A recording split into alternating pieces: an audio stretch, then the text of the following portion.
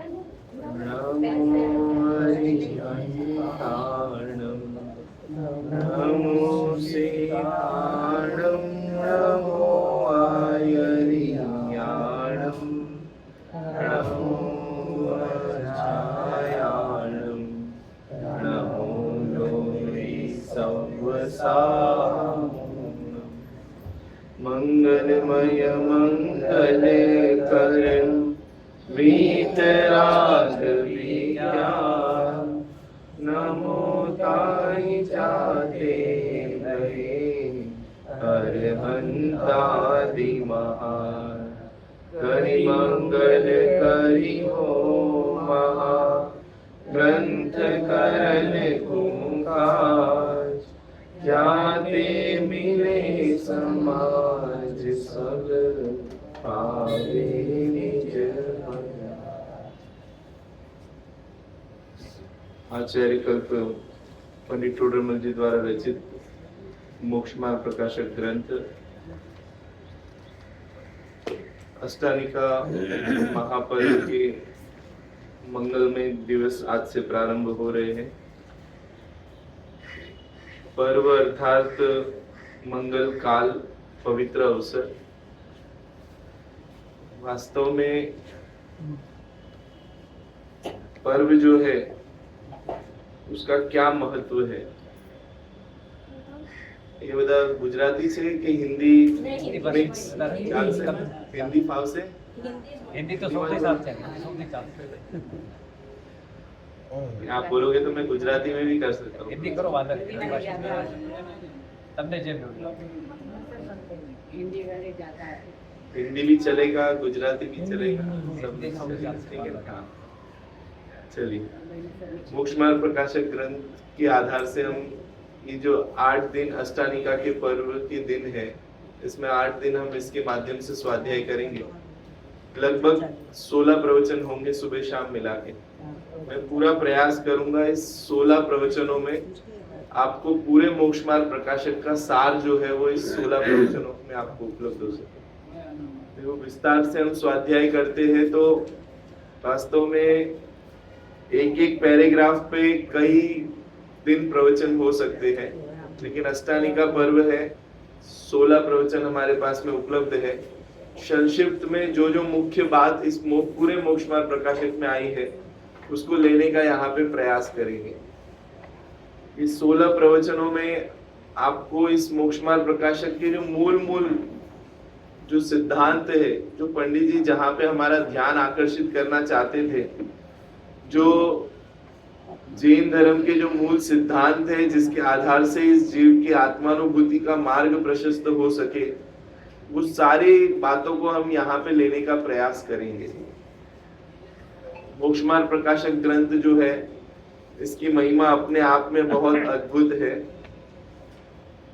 शायद ही कोई ऐसा होगा जो मोक्ष मार्ग प्रकाशक ग्रंथ से अपरिचित हो, और उसके साथ में इनके जो रचयिता थे पंडित टोडरमल जी, उनसे भी शायद ही कोई ऐसा व्यक्ति होगा जो उनसे अपरिचित रहा होगा।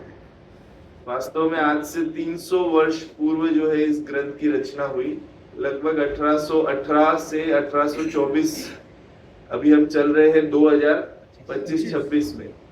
ये ग्रंथ की रचना हुई है लगभग 1818 और 1818 से 1824 के बीच में इस ग्रंथ की रचना हुई। मोक्ष मार्ग प्रकाशक ग्रंथ की लगभग 300 वर्ष जो है इस ग्रंथ को रचना होके हो गए हैं, और कुछ वर्ष पहले ही हमने 300वां वर्ष भी जो है वो मनाया है ना। इस तरीके से इस ग्रंथ की बहुत अधिक भूमिका में नहीं जाते हुए, बहुत ही महत्वपूर्ण ग्रंथ है। ये ग्रंथ ऐसा ग्रंथ है जो हमें मोक्ष मार्ग में सही दिशा प्रदान करते रहने वाला ग्रंथ है। समझ, कई बार हम व्यापार करते हैं ना, तो व्यापार करते हैं तो व्यापार की बारीकियों को नहीं समझते, इसलिए हमें कभी नुकसान भी उठाना पड़ता है, कभी नुकसान झेलना पड़ता है। क्योंकि कई बार हमने नया नया व्यापार किया हो तो उसमें कहाँ पे हमसे भूल हो रही है, कौन सा माल किस रेट पे खरीदना चाहिए, उसकी सेलिंग प्राइस क्या आनी चाहिए, कई बार उस चीज का एक्सपीरियंस नहीं होता है तो क्या होता है, नुकसान होने की संभावना होती है ना। तो ऐसी अवस्था में अगर कोई व्यापार में पारंगत व्यक्ति हमें मिल जाए, जिसने वो व्यापार बहुत अच्छे से पहले किया हो और उसकी सारी बारीकियों को जानता हो, तो ऐसा व्यक्ति हमें क्या कर सकता है, मार्गदर्शन दे सकता है, ताकि हम अपने उस व्यापार में कोई गलती ना करें और किसी प्रकार का नुकसान हमें न हो। ऐसा मिलना बहुत महाभाग्य है ना। कई बार तो कोई ऐसा मेंटोर ही नहीं मिलता हमें, कोई समझाने वाला सिखाने वाला ही नहीं मिलता कि भाई यहाँ पे भूल मत करो, है ना। और कोई हमारे जैसा ही व्यापार करने वाला हो तो वो तो ये भी कभी भी नहीं चाहेगा कि इसका व्यापार क्या हो, है ना, बड़े फले, है ना। उल्टा वो उल्टी दिशा में लेके जाने का प्रयास करता है, या इसको कोई बतावे नहीं माल कहाँ से मिलता है, अच्छा माल सस्ते रेट में कहाँ से मिलता है, ऐसा बताने वाला कोई मिलता नहीं है जल्दी।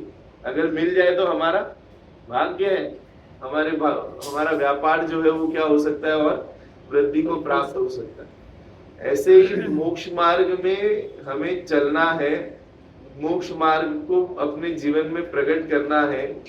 उसके लिए अगर हमें कोई मार्गदर्शक मिल जाए तो हमारा मोक्ष मार्ग जो है वो बहुत समीचीन और व्यवस्थित चल सकता है।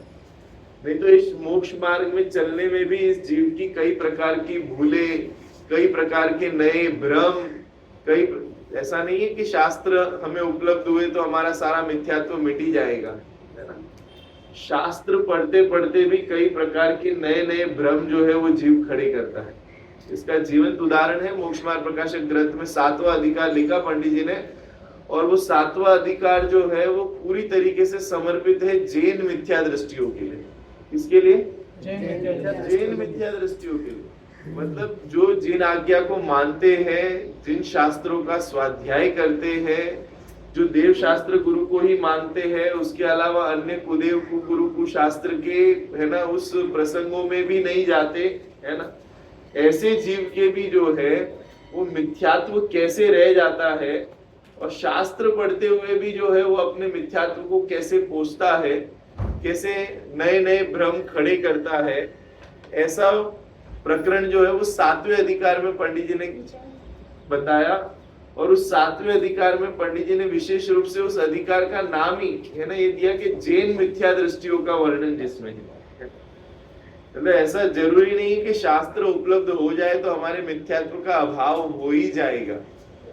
कई जीव उन शास्त्रों के उपलब्ध होने पर भी अगर अंदर का अभिप्राय कुछ अन्य प्रकार का होगा तो उस शास्त्र से भी अपने मिथ्यात्व के ही पोषने का जो है वो कार्य करता है।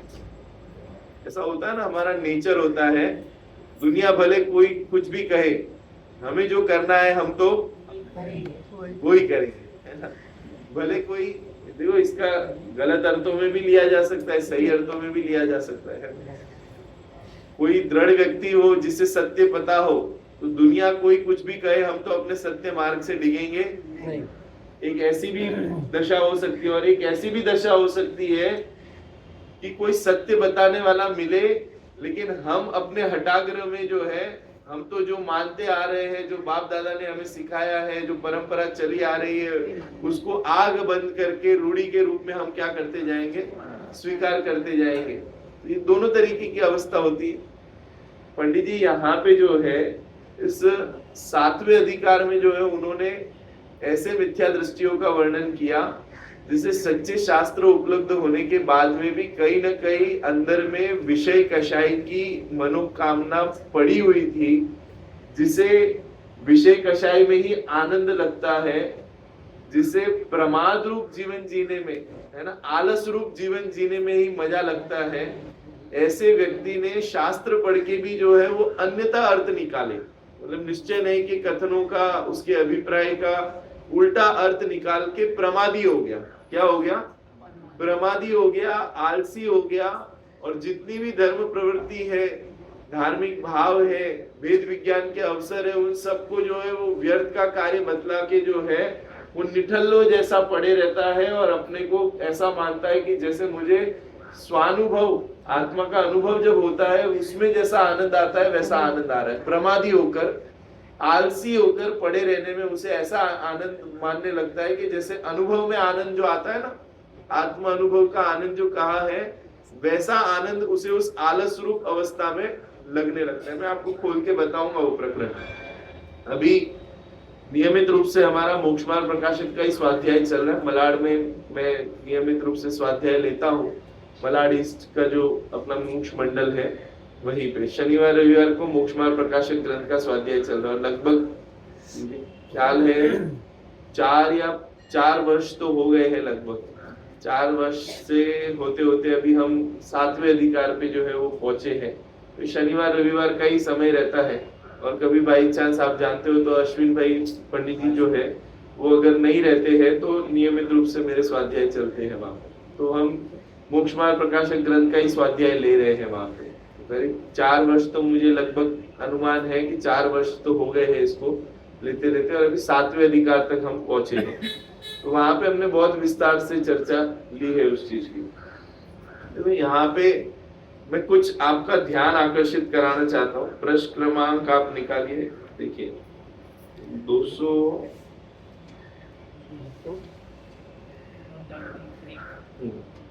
220 नंबर का प्रश्न निकाले। 220 220 है ना।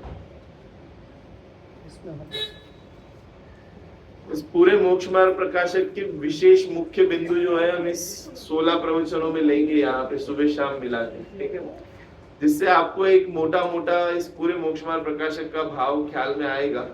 मुझे जहाँ तक सूचना मिली है वो हिसाब से ये भी मुझे पता चला कि यहाँ पे अपने विवेक जी जो है पंडित जी वो यहाँ पे आते हैं और मोक्ष मार्ग प्रकाशक ही आपके यहाँ पे स्वाध्याय में चल रहा है। शायद रविवार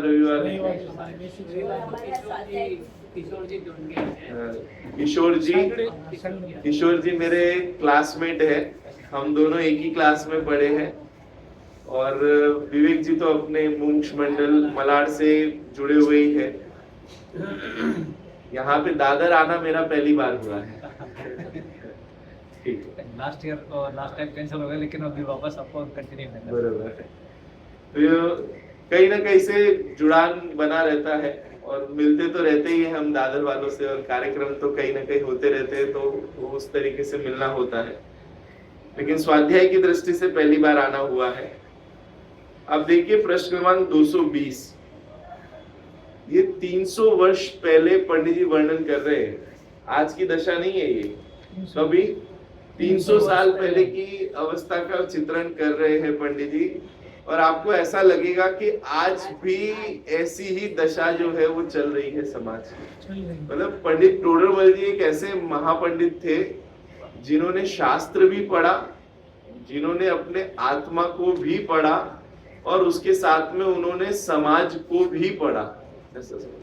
कुछ ही विद्वान ऐसे हो पाते हैं, कुछ तो ऐसे होते हैं कि जो शास्त्र स्वाध्याय करते हैं, कुछ शास्त्र स्वाध्याय के माध्यम से अपने आत्म कल्याण का मार्ग भी प्रशस्त करते हैं, और कुछ ऐसे विद्वान भी होते हैं जो शास्त्र स्वाध्याय के साथ में अपने आत्म कल्याण का कार्य भी करते हैं और सामाजिक जो विसंगतियां है उसमें भी सुधार लाने के लिए जो है वो प्रयास करते हैं। तो पंडित टोडरमल जी जो है उन विद्वानों में से थे। एक हिसाब से उनको ये उपाधि दी जाती है ना, ये पंडितों के पंडित थे, है ना, महापंडित थे, है ना। पंडितों के पंडित क्यों कहा? कि पंडितों की भी जो गलती पकड़ सके, उस गलती को निकाल सके, ऐसा मार्गदर्शन दे सके, ऐसे कुछ ही विद्वान होते हैं जिसमें ऐसा सामर्थ्य होता है ना। विद्वान तो है, लेकिन विद्वान की गलती को भी पकड़ के बता सके कि भाई यहाँ पे चूक हो रही। तो पंडित टोडरमल जी कुछ ऐसे विद्वानों में से थे। और सामाजिक रूप से उनका जो एक अध्ययन था, जैन ग्रंथों का अध्ययन तो था ही था उनके, लेकिन उसके साथ में उनके जैनेतर ग्रंथों का भी बहुत गहरा अध्ययन था। जब हम 5वां 6ठा अधिकार जब हम पढ़ते हैं तो उसमें हमें ये ख्याल में आता है कि उन्होंने मात्र जैन शास्त्रों का अध्ययन किया हो ऐसा नहीं है, अपितु अन्य जो संप्रदाय है उनके ग्रंथों का भी बहुत गहराई से उन्होंने स्वाध्याय किया। और 6ठे अधिकार में उन्होंने पूरा एक एक वहां पे उनके ग्रंथों में जो सिद्धांत बताए गए हैं उसमें किस तरीके से भूल है, उसमें क्यों जो है ना वो सत्य नहीं है, उसका लॉजिकल उन्होंने जो है वो उत्तर दिया है उस छठे अधिकार में, है ना। देखिए, मैं आपका ये ध्यान आकर्षित करना चाहता हूँ, प्रश्न क्रमांक 220 है, उक्त व्यवहाराभासी धर्म धारकों की सामान्य प्रवृत्ति, है ना। आप ये विषय को मैं पढ़ता हूँ, आप देखिए, आपको ख्याल में आएगा कि कई हमारे जीवन में जो प्रवृत्ति चल रही है वो कुछ इस रूप से तो नहीं है। हम मिलान करें, अब समझना, पंडित टोडरमल जी ने वास्तव में आंखें खोलने वाला, है ना, कार्य किया है। हमारी आंखें जो बंद है, जिस चीजों पे हमारा ध्यान नहीं जाता है, जिन चीजों का हम विचार नहीं करते, पंडित जी ने उस सारी चीजों पे हमारा ध्यान आकर्षित किया। और कहीं ना कहीं उसके पीछे का अभिप्राय क्या था कि हमारी भूल निकले, हम मोक्ष मार्ग में सही तरीके से जो है वो आगे बढ़े, उसके लिए उन्होंने अपना ध्यान जो है वो आकर्षित किया है। देखिए, मैं पढ़ता हूं, अब इसके धर्म का साधन कैसे पाया जाता है, सो विशेष बतलाते हैं, है ना। किसके? अधिकांश जो धर्म क्षेत्रों में दिखाई देने वाले जो जीव होते हैं, उनके धर्म का साधन किस प्रकार से पाया जाता है, उसके बारे में पंडित जी यहाँ पे वर्णन कर रहे हैं। वहां कितने ही जीव कुल प्रवृत्ति से अथवा देखा देखी लोभादिक के अभिप्राय से धर्म साधते हैं, उनके तो धर्म दृष्टि नहीं है। कितने ही जीव कैसे है ही नहीं, हाँ है ही नहीं। हमें ये प्रकरण पढ़ने से पहले आपको एक, है ना, चेतावनी दे देता हूँ। चेतावनी मतलब चेतावनी, सावधानी, है ना। इस प्रकरण को पढ़ते वक्त आप कहीं पे भी अन्य जीव की तरफ दृष्टि नहीं करना। चेतावनी क्या है कि ये जो यहाँ पे बात चल रही है, इसमें से कोई चीज, कोई बीमारी, इस तरीके की कोई प्रवृत्ति मेरे में तो नहीं पाई जा रही है, उसका हम आत्मनिरीक्षण करें। नहीं तो इससे क्या होगा मालूम है? नहीं तो ये प्रकरण पढ़ने के बाद में, हाँ वो ऐसा करते, ये ऐसा करते, वो ऐसा करते, ये ऐसा करते, ऐसा होने लगे। पर ये इसके लिए नहीं है, ये प्रकरण आत्मनिरीक्षण के लिए है। कहीं हमारे में ऐसा अभिप्राय में कोई चोर बैठा हुआ तो नहीं है, हम उसकी तरफ ध्यान अपना देवे, है ना, उसके लिए ये प्रकरण है।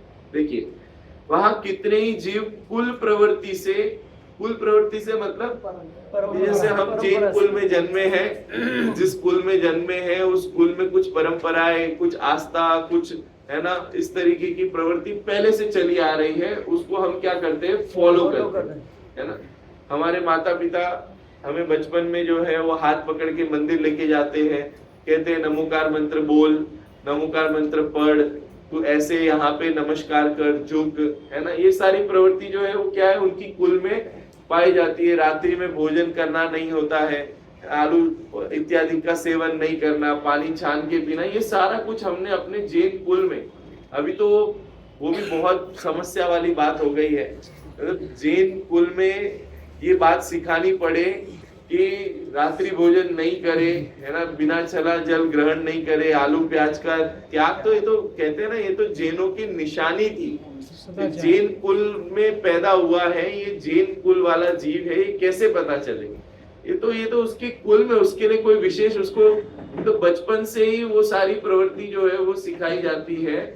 अब क्या हुआ कि कुल प्रवृत्ति से कोई, ये तो सिखाया, लेकिन हमने इसके पीछे का, अभी जैसे बच्चा होता है ना, उसको पहले वो प्रवृत्तियां सिखाई जाती है, उस प्रवृत्ति के पीछे का अभिप्राय क्या है, वो तो जैसे जैसे धीरे धीरे पाठशाला जाएगा, बड़ा होगा, स्वाध्याय में जाएगा, तो उसको पता चलेगा कि क्यों रात्रि में भोजन नहीं करना है, आप समझ लें, क्यों रोज दर्शन करना है, क्यों नमोकार मंत्र का पाठ करना है। ये सारी बातें तो उसे बाद में, जैसे जैसे वो, है ना, समझदार होता चला जाएगा तो वो चीजें सीखेगा।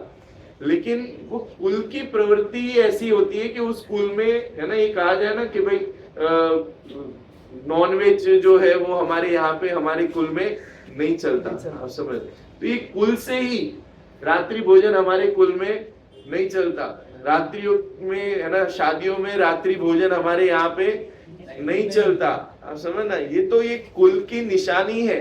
अब कोई जीव उस कुल प्रवृत्ति से ही उस धर्म क्रिया को क्या करे, जुड़ जाए, ये तो ठीक है, माता पिता ने सिखाया, हमने सीख लिया और हम उसको अपने जीवन भर क्या करते हैं, पालन करते हैं। लेकिन कोई इसी तरीके से पालन करता रहे और उसके पीछे का प्रयोजन क्या है उस प्रयोजन को नहीं समझे, तो उसको कहते हैं पंडित जी यहाँ पे कुल प्रवृत्ति से अथवा देखा देखी।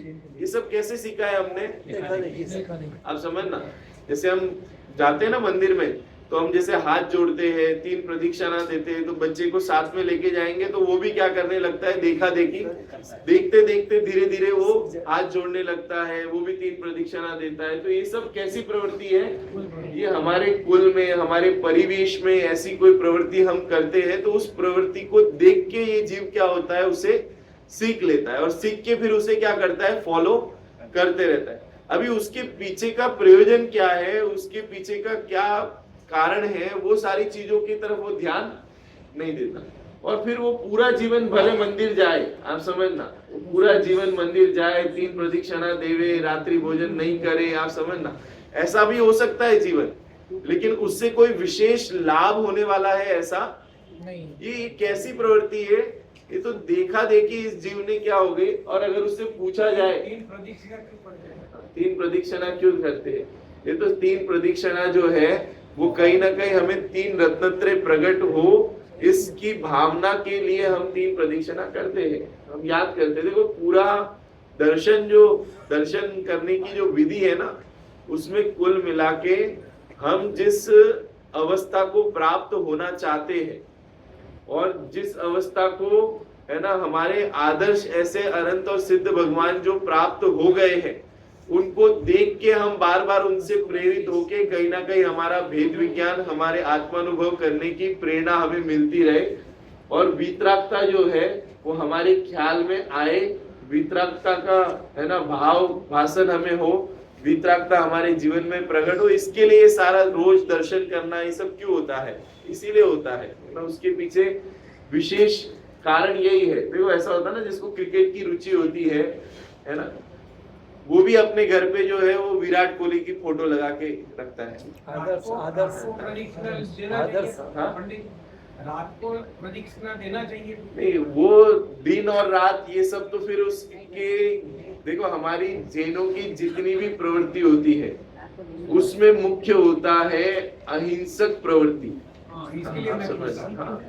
अहिंसक प्रवृत्ति के अंतर्गत जितना आप हिंसा से बचो ऐसी प्रवृत्ति हमें होनी चाहिए, है ना।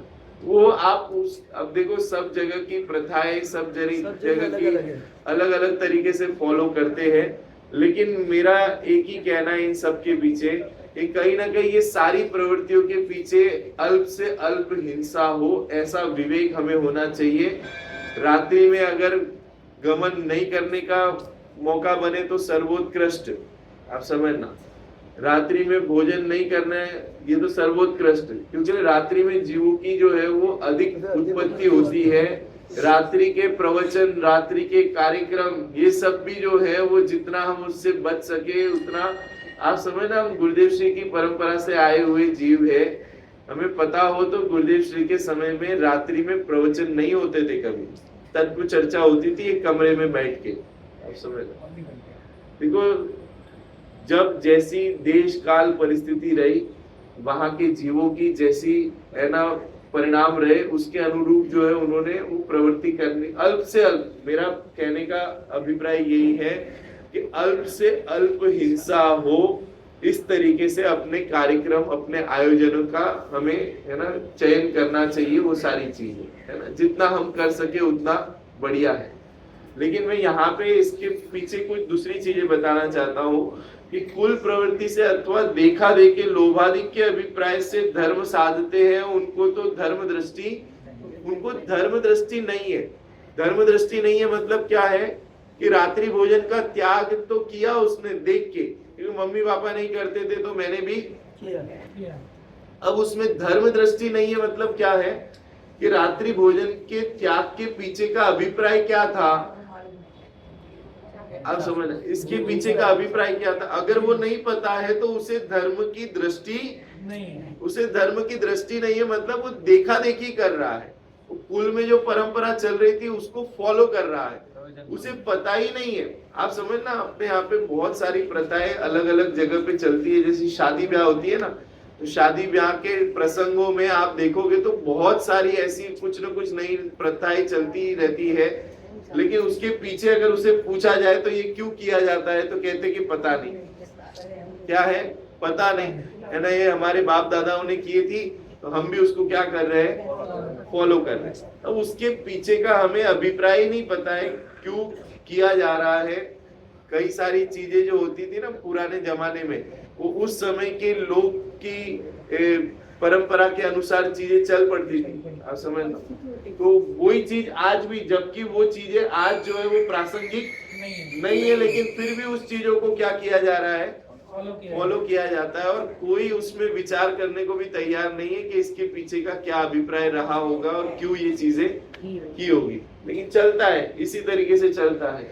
ऐसे ही धर्म के क्षेत्र में भी कोई अगर कुल में जन्म लेके इस तरीके से प्रवृत्ति में जुड़ जाए और इसी तरीके से जीवन जीता रहे, तो कहते हैं उसके तो धर्म की दृष्टि नहीं है, तो उसे पता ही नहीं है उसके पीछे का अभिप्राय क्या है। आलू क्यों नहीं सेवन करना? अभी आपने रिसेंट अभी एक देखा होगा, तो अभी एक मोदी जी का एक है ना वो वीडियो वायरल हो रहा है। क्या वायरल हो रहा है कि एक व्यक्ति ने जो है आलू जो है वो जमीन के नीचे नहीं ऊपर उगा दिया है, तो मोदी जी ने उसको क्या नाम दिया? तो आपने तो बहुत बड़ी समस्या का निराकरण कर दिया, आपने तो जैन आलू बना दिया। क्या बना दिया? नीचे है तो कोई जीव उसके अभिप्राय को नहीं समझेगा ना, तो जैन आलू मान के आलू खाना चालू कर देगा। अब समझ? अरे आलू जो है उसमें कई जीवों की उत्पत्ति होती है, बहुत जीवों की हिंसा होती है, चाहे वो ऊपर उगे चाहे नीचे उगे, समझना। तो वो उसके कारण से उसके त्याग करने का यहाँ पे जो है वो निषेध, उसको सेवन नहीं करने का कहा है ना। खाली उसमें जमीन के ऊपर उगे या जमीन के नीचे उगे इतना ही नहीं है, उस आलू में जो है वो एक एक आलू के कण में जो है वो असंख्य जीवों की उत्पत्ति होती है, और उसमें जो है अनेक जीवों की जो है हिंसा होती है, उसके पीछे हिंसा मूल है। अब वो ऊपर उगना और नीचे उगना एक अलग बात है, समझना। वो जमीकंद जो होते हैं वो अधिकांश जो है जमीन के अंदर उगते हैं, लेकिन ऐसे भी कई सारे पदार्थ है जो जमीन के ऊपर उगते हैं, लेकिन बहुत हिंसक है, उसका सेवन जैनी नहीं करते। अब समझ, जैसे बैंगन है, वो कहाँ उगता है? जमीन के अंदर उगता है कि ऊपर उगता है ना? लेकिन उसमें भी जीवों की हिंसा बहुत है, तो उसका भी सेवन नहीं। तो वहां पे हमारा लॉजिक जमीन के नीचे उगना और जमीन के ऊपर उगने का नहीं है, वहां पे लॉजिक ये है कि उसमें बहुत जीवों की क्या होती है? हिंसा होती है, उसमें बहुत जीवों की उत्पत्ति होती है, इसीलिए उन चीजों का क्या होता है? त्यागी होता है। तो अगर इसके अभिप्राय को नहीं समझे तो फिर वो कई जीव ऐसे जैन आलू करके अब जो है आलू खाना चालू कर देंगे। ये ऐसे ही यहाँ पे कुल प्रवृत्ति से अथवा देखा देखी लोभादिक के अभिप्राय से धर्म साधते, उन्हें तो धर्म की दृष्टि नहीं है। यदि अब आगे देखना, यदि भक्ति करते हैं तो चित्त तो कहीं है, भक्ति कर रहे हैं और चित्त कहाँ है?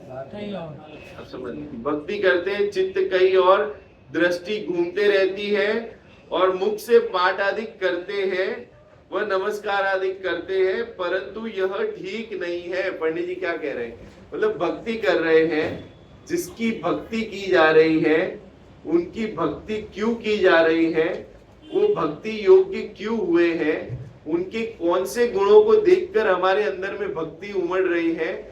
अरे भक्ति उमड़ती ऐसे ही उमड़ती है क्या भक्ति? आप समझना। अभी है ना, कोई क्रिकेट प्रेमी हो और उसके सामने रोहित शर्मा आ जाए अभी, आप समझना, तो क्या होगा? आप समझ क्या होता है? ऐसा नीरस सा बैठा रहेगा क्या? क्योंकि उसके अंदर क्रिकेट की महिमा है, तो उसका आदर्श कोई व्यक्ति सामने आ जाएगा जो कि उस गुणों में पारंगत है, तो उसको देख के सहज उसके भाव क्या होते हैं? प्रफुल्लित होते हैं, रोमांचित होता है, उछलता है वो।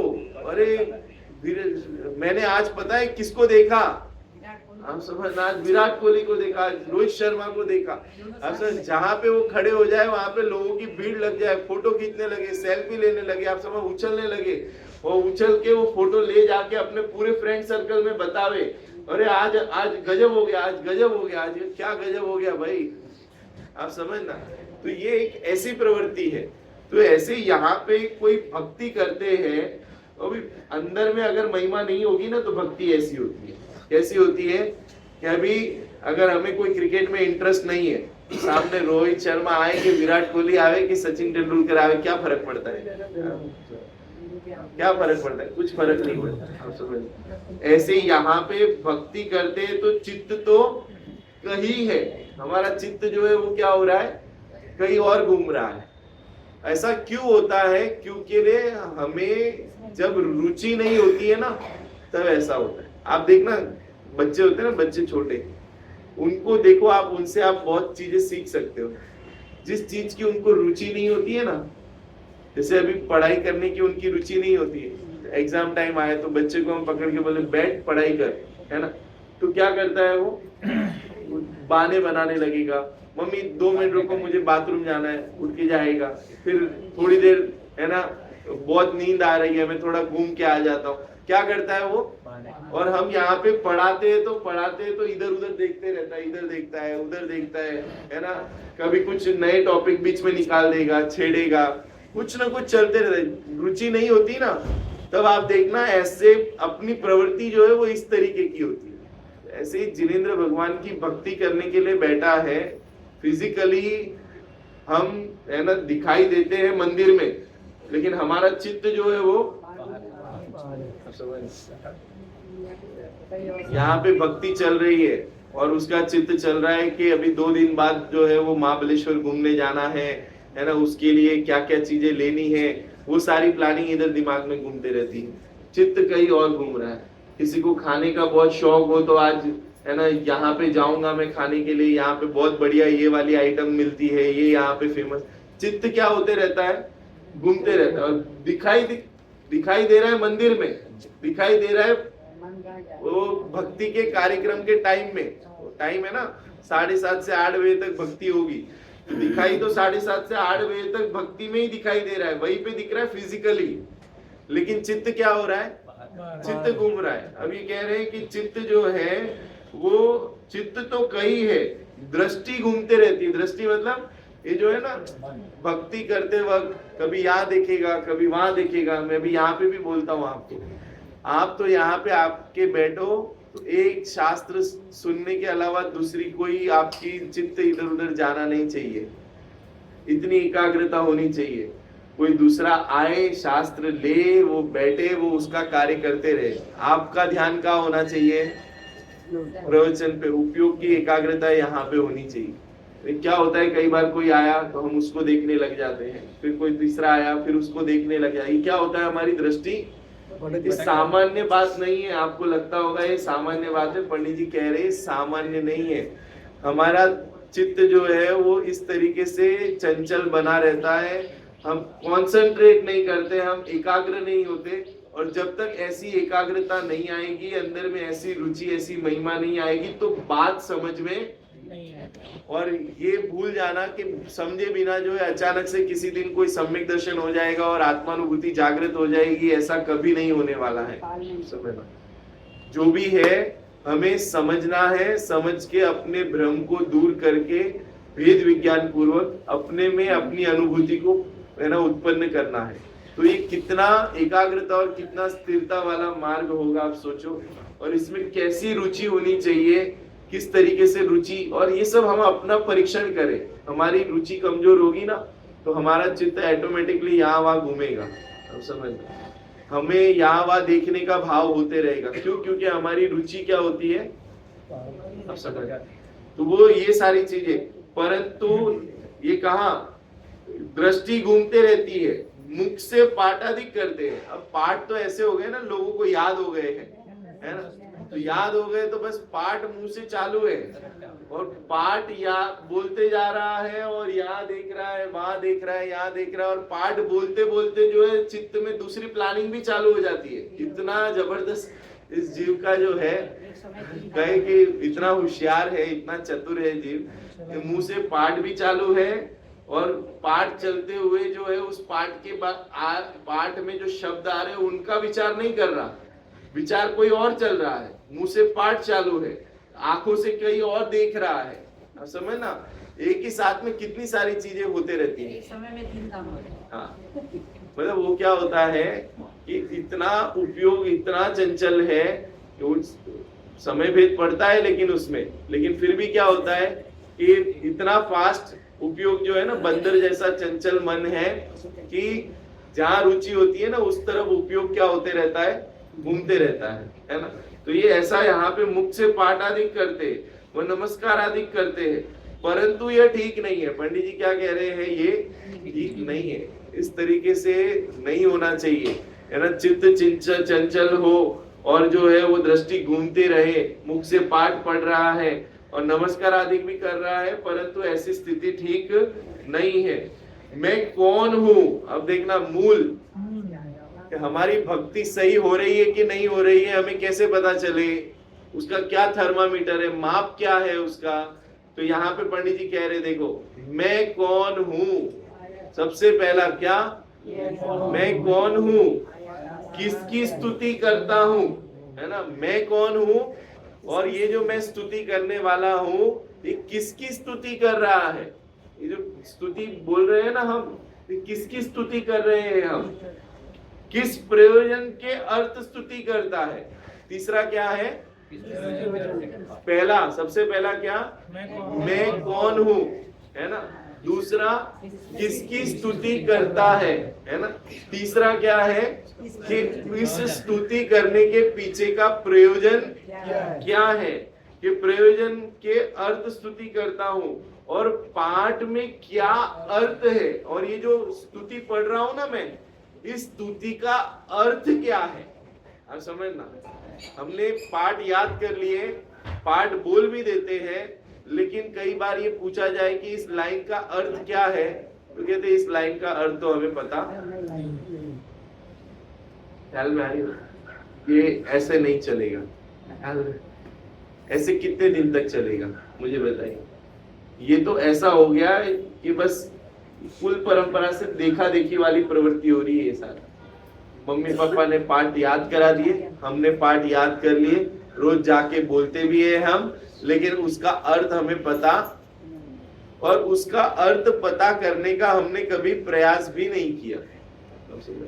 ये तो कभी कोई विद्वान आके उसका अर्थ कर देवे तो हम क्या होते हैं, सुन लेते हैं। देखो कभी भी ऐसा होता है ना कि डॉक्टर के पास आप जब जाते हो तो डॉक्टर के पास में तो हजारों दवाइयां हैं, हजारों दवाइयां ना उसके पास। तो कभी उसको जाके आप ऐसा बोलते हो क्या कि डॉक्टर साहब आपको जो दवाई पसंद हो वो आप दे दो, क्या कह रहा, आपको जो दवाई अच्छी लगे, आपको जो बढ़िया लगे, आप क्या करो, दे दो, है ना। ऐसा करते हैं हम डॉक्टर के पास नहीं करते। क्या करते हैं, हम डॉक्टर को जाके स्पेसिफिक बताते हैं कि मेरे सर में दर्द है, मेरे पेट में दर्द है, मुझे उसकी दवाई दो, गलती से दूसरी दवाई मत दे देना, और ऐसी दवाई दो जिसका मुझे रिएक्शन ना हो। आप समझ ना, स्पेसिफिक। लेकिन जब शास्त्र स्वाध्याय और इसकी जब बात आती है ना, तो कोई विद्वान आता है तो पंडित जी क्या लोगे, आपको जो अच्छा लगे वो विषय। समझ में आ रही है बात मैं क्या कहना चाह रहा हूँ। हाँ, आपको जो अच्छा लगे पंडित जी आप, है ना। अपने पास शास्त्र का क्या है, भंडार है ना, आपने शास्त्री की है, तो आपको जो अच्छा लगे वो विषय जो है वो आप ले, है ना। ऐसे नहीं होता है। डॉक्टर के पास कभी ऐसा करते हैं क्या हम कि डॉक्टर साहब आपके जो दवाई हो वो आपको जो अच्छी लगे वो दे दो, ऐसा नहीं होता है। स्पेसिफिक हमें इस चीज की क्या है, तकलीफ है, और इस चीज को दूर कर, इस तकलीफ को दूर करने के लिए आप क्या करो, दवाई। यहाँ पे ऐसा क्यों होता है, उसका कारण ये है कि हमें तकलीफ पता ही नहीं है, हमने तकलीफ की तरफ कभी ध्यान दिया ही नहीं है। तो ध्यान दिया ही नहीं है तो स्पेसिफिक दवाई भी हम मांगते नहीं है। विद्वान आते तो आपको जो अच्छा लगे वो आप ले लो जो प्रवचनार्थी, तो जिनवाणी अगाध है ना, ज्ञान का भंडार है, लेकिन इस ज्ञान के भंडार में मेरा किस प्रकार का भ्रम चल रहा है, मेरे अभिप्राय में किस तरीके की भूल चल रही है ना, मेरे किन चीजों में आसक्ति विशेष है, उसके अनुरूप आप जो है इस शास्त्र का अध्ययन कराए या इस प्रकरण के बारे में हमें समझाए, ऐसा स्पेसिफिक आपकी तरफ से आना चाहिए। ख्याल में आ रही बात? ये ऐसी स्थिति है, यहाँ पे कह रहे ना कि किसकी स्तुति करता है, किस प्रयोजन के अर्थ स्तुति करता है, पाठ में क्या अर्थ है, सो कुछ पता नहीं है, कुछ भी पता नहीं है। मैं कौन हूं उसकी खबर नहीं, किसकी स्तुति कर रहा हूं उसकी खबर नहीं, किस लिए करता हूं, क्यों करता हूं स्तुति, उसकी भी खबर नहीं है। और जो पाठ पढ़ रहे हैं, जो स्तुति करने के लिए जो स्तुति हमने पढ़ी है, उस स्तुति में क्या अर्थ लिखा है उसकी भी हमें खबर नहीं है। पाठ में क्या अर्थ है सो कुछ पता नहीं। अब ये हम थोड़ा सा अपने ऊपर इसको लागू करके देख, क्या हमारी अवस्था ऐसी हो रही है कि नहीं। अब दूसरे पे मत देखना, किसी पे। ये सारा कुछ जिनवाणी का स्वाध्याय जो है वो अपने आत्मनिरीक्षण के लिए है, उसके अलावा और किसी के लिए नहीं है, समझ लो। तो हमारी स्थिति ऐसी हो रही है कि नहीं हो रही है, अगर हो रही है तो उसमें सुधार लाने की जरूरत है, आप समझना। अगर हम स्तुति तो कर, देखो समय तो जा रहा है, अपना समय तो जा रहा है मंदिर में, हाँ स्थिति ऐसी। हाँ, तो वही ये आज की बात नहीं है। पंडित जी ने 300 वर्ष पहले जो समाज की सामाजिक दृष्टि उनकी थी ना, जिस तरीके से लोग प्रवृत्ति करते थे, उस प्रवृत्ति को अभी इसको नाम दिया है उक्त व्यवहाराभासी धर्म धारकों की सामान्य प्रवृत्ति। ये कौन से है ये व्यवहाराभासी धर्म धारकों की सामान्य प्रवृत्ति। अब देखो हमारा व्यवहाराभास चल रहा है और हमें पता भी नहीं चलता कि हमारा व्यवहाराभास चल रहा है। निश्चयाभास चलता है, निश्चयाभास का इसको पता ही नहीं है कि इसे निश्चयाभास कहते हैं, इसे उभयाभास कहते हैं। हम आभासों में जीवन व्यतीत हो रहा है हमारे, और हमें ऐसा भ्रम रहता है कि हम तो क्या है, बहुत धर्म, और जीवन कैसे बीत रहा है, आभासों में। आप समझ लो, आभासों में जीवन व्यतीत हो रहा है। निश्चयाभासी का जो प्रकरण लिया ना, उसकी प्रवृत्ति में देखो, मैं आपको टेस्ट कराता हूँ। अभी हमारे यहाँ चल रहा है ये प्रकरण। अब इसमें इतना गजब का उन्होंने कहा, देखो मैं खाली थोड़ा सा आपको उसका स्वाद दिलाता हूँ। देखो अष्टानिका में तो आपको थोड़ा स्वाद ही दिलाया जा सकता है। देखो हाँ, 1 मिनट में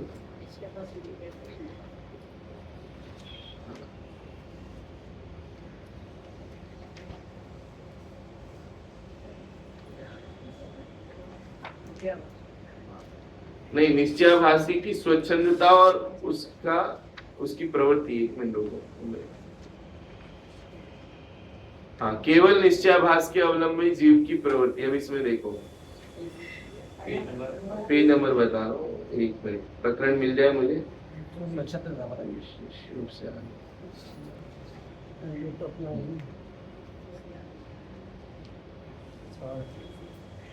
हाँ देखो, प्रश्न क्रमांक 209 निकालिए, 209।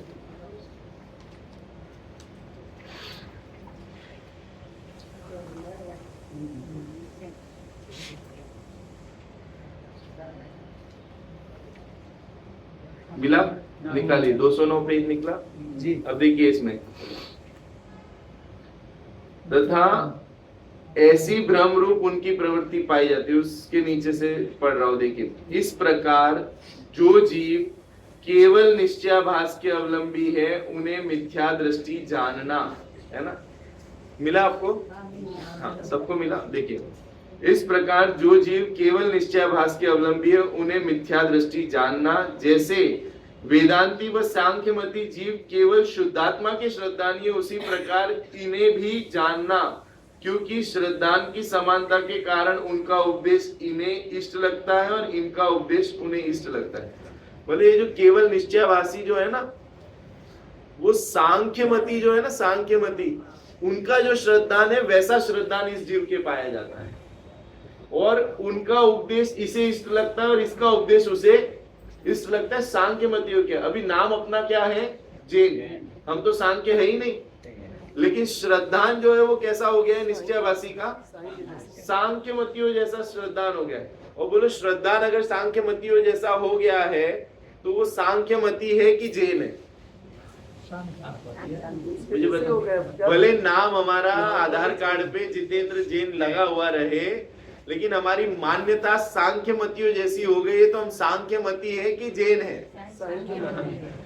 उससे क्या फर्क पड़ता है? आधार कार्ड पे नाम जैन लिखा हो और जो है वो मांस भक्षण करता हो तो वो जैन है? कई बार हमें लोग ऐसे मिलते हैं कि हमने तो कई जैनियों को ऐसा देखा है कि जो अंडा खाते हैं, जो मांस भक्षण करते हैं, है ना, बड़े चाव से करते हैं। तो मैं तो उनको यही कहता हूँ कि वो नाम धारक जैन है, जैन है ही नहीं। किसने कहा आपको जैन है? वो जैन ऐसे होते ही नहीं है, या तो जैनों की खबर नहीं है लोगों को। जैन हो, नाम से जैन रख लिया हो तो उससे क्या फर्क पड़ता है ना? तो जैन है ही नहीं ऐसे। अब इसमें देखना और आगे, इसमें ये कहा कि वो ऐसा है ना कि उसे अनुभव जनित आनंद लगता है उसे। यहाँ पे उस प्रकरण को मैं बताना चाहता हूँ, देखो 1 मिनट मिलेगा, अभी मैं बता रहा हूँ।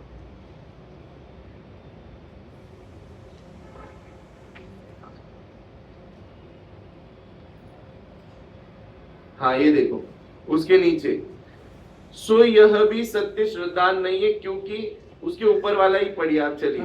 तथा उन जीवों के ऐसा श्रद्धा नहीं कि केवल शुद्धात्मा के चिंतन से तो संवर निर्जरा होती है, वह मुक्त आत्मा के सुख का अंश वहां प्रकट होता है। तथा जीव के गुणस्थान आदि अशुद्ध भावों का और अपने अतिरिक्त अन्य जीव पुद्गल आदि का चिंतन करने से आश्रव बंद होता है, इसलिए अन्य विचार से परान्मुख रहते हैं। क्या कह रहे हैं इसमें पता है? इस जीव को ऐसा भ्रम हो गया है कि शुद्धात्मा का चिंतन करेंगे ना तो उससे क्या होगा, संवर निर्जरा होगी, और उसके अलावा किसी चीज का चिंतन करेंगे उससे क्या होगा, आश्रव और मतलब इसने ऐसा समझ लिया है कि आत्मा का चिंतन करने से क्या होता है, संवर निर्जरा, और आत्मा के अलावा अन्य गुणस्थान, मार्गणास्थान, ऐसे अशुद्ध जीव की चर्चा जो आती है ना शास्त्रों में, उसका चिंतन करेंगे उससे क्या होगा, आश्रव बंद होगा। परंतु वस्तु स्थिति ऐसी नहीं है। संवर और निर्जरा जो है वो शुद्धोपयोग से होता है। ख्याल में आ रही बात? शुद्धात्मा के चिंतन से भी संवर और निर्जरा नहीं होती। अगर शुद्धात्मा के चिंतन करने से, तो शुभ भाव है, चिंतन जो है वो क्या है, शुभ भाव है। अगर चिंतन करने से संवर निर्जरा होती तो फिर अनुभव तक पहुंचने की जरूरत ही नहीं थी। चिंतन करने से ही क्या होने लगता, आश्रव और बंद, है ना, समाप्त होकर संवर निर्जरा हो जाती। परंतु ये जीव ऐसा समझता है, इसीलिए फिर वो क्या करता है मालूम है, कि पर की बात मत करो, गुणस्थान की बात मत करो, आप समझना, इसका चिंतन मत करो। उसे ऐसा लगता है कि गुणस्थान, मार्गणास्थान, आत्मा की पर्याय में अशुद्धता उत्पन्न होती है, मोह राग द्वेष की चर्चा करेंगे तो उससे क्या होगा, आश्रव और बंद होगा। जबकि ऐसा नहीं है। और फिर खाली आत्मा ही आत्मा की बात करो, शुद्ध आत्मा में एक हूं, मैं ध्रुव हूं, मैं शुद्ध हूं, ऐसी चर्चा करो, उससे क्या होगा, संवर और निर्जरा होगी। ऐसा भी नहीं है, आप समझना। मात्र आत्मा का चिंतन करने से कोई संवर निर्जरा होती हो, और आत्मा की पर्याय में जो अशुद्धता हो रही है उसकी चर्चा करने से कोई आश्रव बंद होते हो, ऐसा नहीं है। लेकिन ये ऐसा मान के वो क्या करता है, अन्य विचार से परान्मुख रहते हैं। वो जीव क्या होता है, अन्य विचार आ जावे ना तो एकदम हैरान परेशान हो जाता है।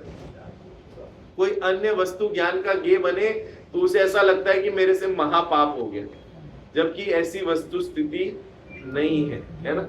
फिर आगे और कहा, सो यह भी सत्य श्रद्धा नहीं है, क्योंकि शुद्ध स्वद्रव्य का चिंतन करो या अन्य चिंतन करो, यदि वितरागता सहित भाव हो तो वह संवर निर्जरा ही है, और जहां रागादिक रूप भाव हो वहां आश्रव बंद ही है।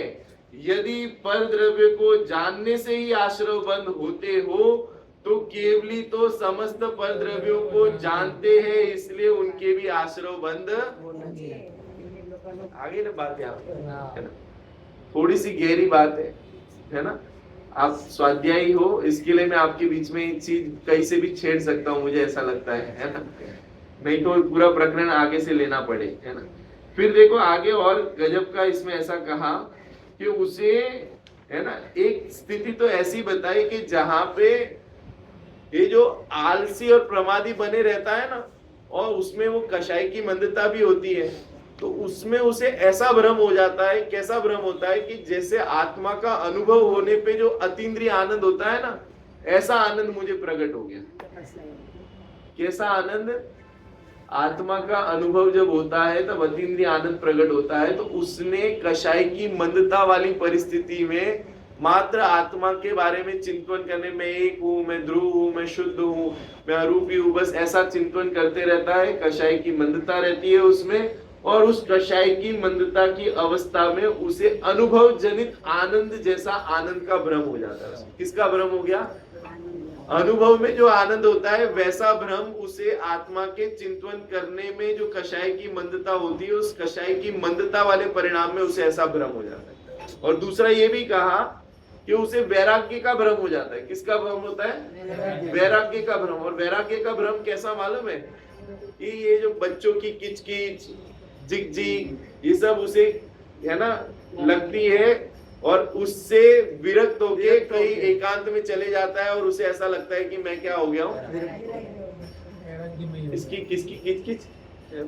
व्यापार की, है ना, व्यापार करे तो उसमें बहुत झंझट है, बच्चों को संभालने में बहुत झंझट है, घर गृहस्थी को संभालने में बहुत झंझट है। ये सबको झंझट समझते हुए उनसे द्वेष वृत्ति पूर्वक उदासीन होता है। कैसा? ये सच्ची उदासीनता नहीं है, द्वेष बुद्धि पूर्वक उससे उदास होता है, और उदास होके फिर इन सब का क्या हो जाता है? त्यागी हो जाता है। और त्यागी होके एकांत में जाके अपने को क्या समझने लग जाता है? मैं तो क्या हो गया हूँ। ये वैराग्य का भ्रम, आप समझ, ऐसी वस्तु स्थिति है। देखो मैं ये सब क्यों बता रहा हूँ आपको? इसके लिए बता रहा हूँ कि इतने भ्रम पाल रखे हैं इस जीव ने कि कहीं ना कहीं धर्म के नाम पे सही भाव भाषण नहीं होगा, सही अर्थों का अगर हमें अवधारण नहीं होगा, तो हमारी कुछ न कुछ ऐसी उल्टी सीधी प्रवृत्ति होती रहेगी, और आभासों में जीवन निकलेगा, और उस आभास में हम अपने आप को, ये देखो जो आभास में होता है ना, उसे कभी ऐसा नहीं लगता कि मैं आभास में हूँ। ख्याल में आएगा? सबसे बड़ी प्रॉब्लम है। अब जो नशे में है ना, उससे पूछो कि भाई इतना नशा क्यों करते हो, वो कहेगा कि मैं कहाँ नशे में हूँ। नशे में व्यक्ति होता है ना, उसको कहते हैं ना हम कि भाई इतना नशा मत किया करो, है ना, अच्छा नहीं है। तो वो आपको पलट के क्या जवाब देगा? क्या बात करते हो तुम, मुझे नशे में हो ऐसे कैसे कह रहे हो? मैंने कहा नशा किया है, मुझे तो बिल्कुल नशा नहीं है। ऐसी वस्तु स्थिति है, आभास में जीवन व्यतीत हो रहा है, और उससे कहे कि भाई ये आभास है, तो वो कहता है कि मैं कहाँ आभासों में हूँ। ख्याल में? अब यहाँ पे पंडित जी कह रहे हैं कि चित्त घूमते रहता है, दृष्टि यहाँ वहां घूमते रहती है, मुख से पाठादिक करते हैं, स्तुति कर रहे हैं। अभी कैसे पता चले? उसका थर्मामीटर क्या है? उसका थर्मामीटर यही है कि अगर हमें भक्ति करने का भाव आ रहा है, उसमें हमें मैं कौन हूं ये प्रश्न खड़ा हो रहा है कि नहीं हो रहा है। आप समझ, मैं कैसा हूं, ये भक्ति किसकी कर रहा हूं, उसके पीछे का प्रयोजन क्या है। जो पाठ पढ़ रहा हूं, ये पाठ तो किसी ने बनाए थे। आप समझना, मुझे एक बात बताओ कि ये पाठ के आधार से ही भक्ति हो सकती है क्या? अपनी निजी भक्ति नहीं हो सकती? हाँ, अगर हमें जिनेंद्र भगवान के गुण पता हो, हमें, है ना, उनसे क्या प्रयोजन है हमारा, अगर हमें अपना प्रयोजन पता हो, और मैं कौन हूं ऐसा हमारे अनुभूति करने का अगर हमारा लक्ष्य हो, तो हमारे से भी भक्ति बन सकती है कि नहीं बन सकती है? कितने दिन उदारी की भक्ति पे काम चलेगी बताओ? उदारी का मार्ग नहीं है ये तो बुधरदास जी को भाव हुए तो उन्होंने अपने शब्दों में वो भक्ति उनकी उमड़ी, है ना। दौलत राम जी को हुआ तो उनके शब्दों में उमड़ी, है ना। अभी हमें भी तो जिनेंद्र भगवान की वीतरागता देख के वीतरागता भाई अंदर में, तो हमारे भी तो भक्ति उमड़ सकती है ना। और सच्ची भक्ति, सच्ची स्तुति तो अभेद स्तुति, अभेद भक्ति कही ना, कि वास्तव में जिनेंद्र भगवान जैसे अपने आत्मा का अनुभव कर रहे हैं, ऐसी अनुभूति हमारी पर्याय में प्रकट हो, वो अभेद भक्ति, उसे क्या कहा? अभेद भक्ति, सच्ची भक्ति है ये। आप समझो, देखो मैं आपको एग्जांपल देता हूँ कि है ना, विराट कोहली जाके जो सिक्स मारता है, और सिक्स मारता है तो हमें यहाँ पे क्या होती है? भक्ति उमड़ती है। एक इस टाइप की भक्ति। और दूसरा भक्ति बताता हूँ मैं आपको, कौन सी जबरदस्त है आप ही बताना मेरे को। और हमारा इंडियन क्रिकेट टीम में सिलेक्शन हो गया और मैं ग्राउंड पे उतरूं और मैं सिक्स मारूं, उसकी बात ही अलग है। कौन सी मजेदार है? ये मजेदार अपनी वाली बात समझ में आ रही है आपको? कि विराट कोहली जब जाता है और सिक्स मारता है तो उस जैसा हमको बनना है, इसके लिए उसको देख के हम उछलते हैं, अरे क्या सिक्स मारा, बढ़िया है ना। पर फिर भी वो बहुत दूरी है, आप समझना। उसका मजा, वास्तव में उस सिक्स मारने का मजा तो उसको ही आया है, हमने तो उस मजे का हम भी ऐसा मारे, ऐसा हमने क्या किया है, भाव मारा नहीं है। लेकिन अभी जिस दिन हम खुद उतरे ग्राउंड पे और हम सिक्स मारेंगे ना, और उसमें जो मजा आएगी वही सच्ची, और वो मजा किसकी है? वो मजा अपनी है। और मुझे याद है कि वो योग्यता हमारे अंदर नहीं है। हाँ, तो जो उसने किया है, हाँ, तो हम उसी में खुशी मनाएंगे। हमारे अंदर योग्यता, तो सही बात है ना। तो देखो, इसके लिए तो कहा ना कि हमारे लिए दो ही शरण है, एक है हमारे बाहर में देव शास्त्र गुरु, और परमार्थ से शरण है अपना शुद्धात्मा। कि हम रोज क्यों आ रहे हैं मंदिर में प्रभु, कि प्रभु आपने जो केवल ज्ञान प्रकट किया, हम सब मोक्ष कल्याणक मना रहे हैं। हम महावीर भगवान जो है 2600 वर्ष पहले मोक्ष चले गए, आज हम मोक्ष कल्याणक मना रहे हैं। क्या कारण है? अरे हम नहीं जा पा रहे अभी, लेकिन हमें भी आपके जैसा मोक्ष प्राप्त करने की भावना है। लेकिन फिर भी मैं ये कहता हूँ कि वो भावना जो है वो वास्तविक, कहते हैं ना, उसमें मजा नहीं है। वास्तव में तो जैसे महावीर भगवान मुक्ति में प्राप्त हो गए ना, जिस दिन हमारी आत्मा जो है वो मुक्ति को प्राप्त होगी, अनुभूति जागृत होगी, वही निश्चय भक्ति है, वही वास्तविक भक्ति है। आप समझ? और ये उसके लिए है, ये तो हमें रोज याद बनी रहे, खुमारी बनी रहे, हम मार्ग में बने रहे, हमारे वेद विज्ञान का जो है वो क्या होते रहे, है ना, पोषण होते रहे, अभ्यास चलते रहे, इसके लिए ये। नहीं तो क्या है, हमारी आदत भी इतनी खराब है ना। क्या आदत खराब है कि हम विषयों में इतना जल्दी, है ना, आकर्षित हो जाते हैं। अगर हम जिनेंद्र भगवान के दरबार में रोज नहीं आएंगे तो कहाँ जाएंगे? बताओ, एक दिन आप मंदिर आने का स्किप करो, आप कहाँ दिखाई दोगे? बताओ। या तो सोते हुए, या तो विषय कषायों की प्रवृत्ति में ही जुड़े रहेंगे। और क्या है दूसरी स्थिति? क्या है बताओ? तो इसीलिए अपना दैनिक जीवन का आचरण भी बहुत महत्वपूर्ण है। इसके लिए सारा चरणानुयोग है। इसके लिए चरणानुयोग की प्रवृत्ति, जिसे मोक्ष मार्ग भाता है, जिसे आत्मा भाता है, उसे चरणानुयोग जो है वो व्यर्थ का नहीं लगता। आप समझ लो, ये रोज मंदिर आना क्या लगा रखा है इसमें, है ना। मैं तो क्या हूँ, शुद्ध आत्मा हूँ, पर को छूता नहीं, अड़ता नहीं, तो घर पे ही क्या कर लूंगा। ऐसे नहीं होता, आप समझना, इस तरीके से नहीं होता। चीजें कौन सी प्रवृत्ति कब छूटती है उसका यथा योग्य समय होता है, और उसमें आपको दिमाग लगाने की जरूरत भी नहीं है, वो ऑटोमेटिकली छूटती है सारी चीजें। सही समय पे सही चीजें ऑटोमेटिकली होती है ना।